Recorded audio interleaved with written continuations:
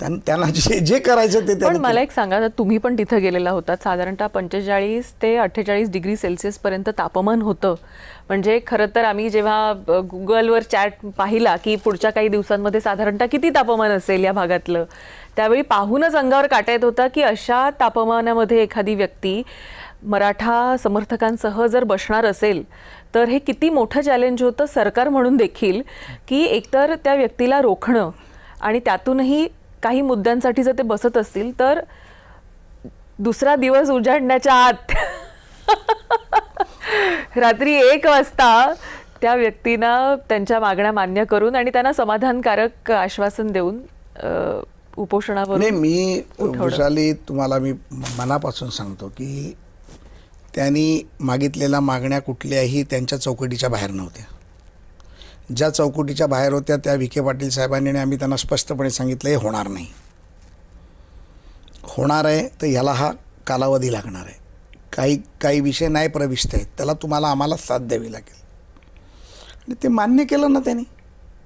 पण ज्या तात्काळ गरजा होत्या, ज्या तात्काळ विषय आम्ही सरकार म्हणून संपवू शकत होतो, ते आता आम्हाला संपवणं भाग होतं ना.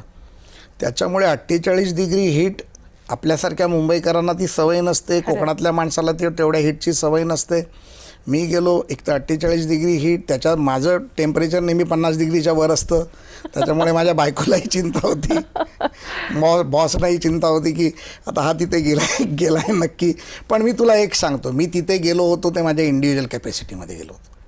मी प्रसाद लाड म्हणून गेलो, मराठा समाजाचा कार्यकर्ता म्हणून गेलो, मी आमदार म्हणून गेलो नाही, मी देवेंद्र फडणवीसचं तिथे दूत म्हणून गेलो नाही. पण माझी भावना होती की फडणवीसांच्या नेतृत्वात जे समाजाला दिलं आहे ते समाजापर्यंत जाताना देखील त्यांच्या नेतृत्वातच जावं, आणि तो माझा प्रयत्न होता.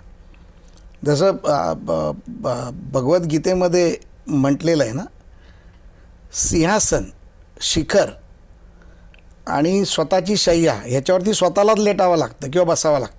दुसरा तुमचं सिंहासन गाठू शकत नाही, शिखर गाठू शकत नाही आणि शय्याही गाठू शकत नाही. त्यामुळे ते मला करायचं होतं. पण मी काय केलं, मी विखे पाटील साहेबांना पण बरोबर घेऊन गेलो.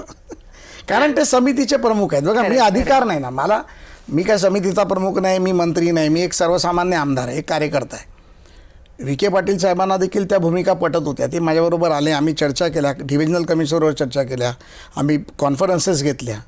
त्या 7-8 दिवसात 22 तारीख ते 29 तारखेच्या कालावधीत विखे पाटील साहेबांनी प्रचंड काम केलं.